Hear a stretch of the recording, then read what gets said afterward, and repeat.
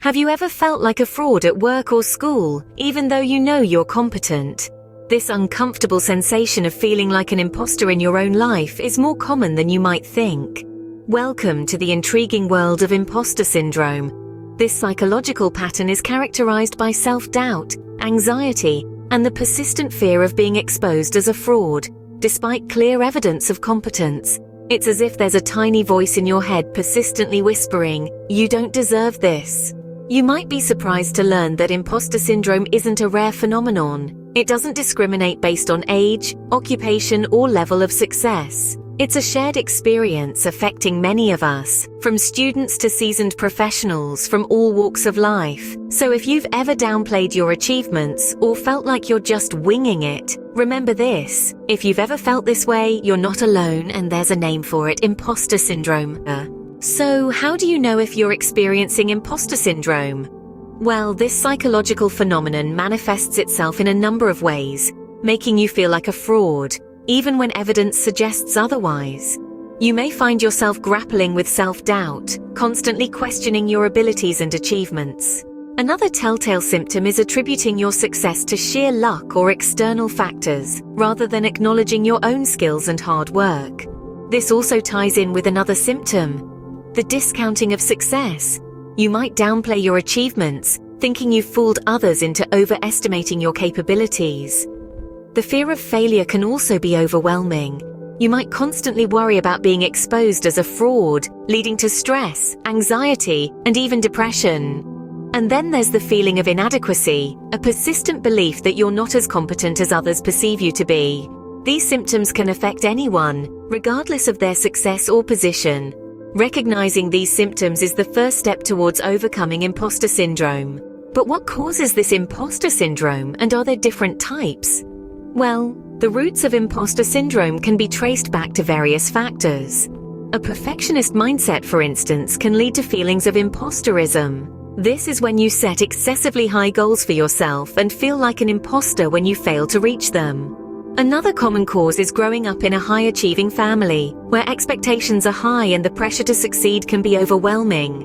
Similarly, entering a new role or environment can trigger these feelings, as you may feel that you don't belong or are not qualified enough. Now let's talk about the different types of imposter syndrome. There's the perfectionist, who feels like a failure if they make a mistake. The expert, who believes they should know everything.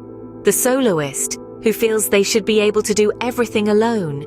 The natural genius, who expects to master new skills quickly. And lastly, the superwoman or superman, who pushes themselves to work harder than everyone else to prove they're not imposters.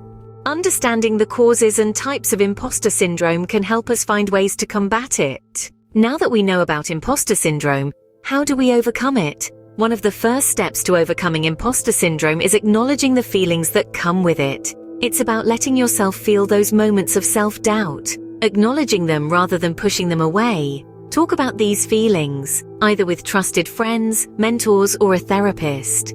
You'd be surprised how many people have experienced something similar. Next, it's crucial to develop a healthy response to both failure and success. Remember, everyone makes mistakes and experiences setbacks. Instead of viewing these as proof of your inadequacy, see them as opportunities for growth and learning. On the flip side, when you do succeed, allow yourself to enjoy the moment. Celebrate your accomplishments rather than attributing them to luck or other external factors. Seeking support is also key. Reach out to mentors, join a support group, or consider therapy. You're not alone in this, and there are many resources available to help you navigate these feelings. Above all, remember the importance of self-care and self-compassion. Be kind to yourself. You're only human after all, and humans are perfectly imperfect creatures. Practice self-care routines that help you relax and remind you of your worth. Remember, it's okay to have moments of self-doubt, but you don't have to let these feelings control you. You are capable and deserving of your accomplishments. Imposter syndrome can be a challenging obstacle, but it's not insurmountable. We've delved into its symptoms, causes, and types, and explored ways to overcome it. Grasping this understanding is crucial in addressing the issue. Remember, it's not just you struggling with self-doubt, it's a shared human experience, and there's help at hand. Thank you for joining us in this exploration of imposter syndrome. If you found this video helpful, please subscribe to Democratizing Neuroscience for more content like this.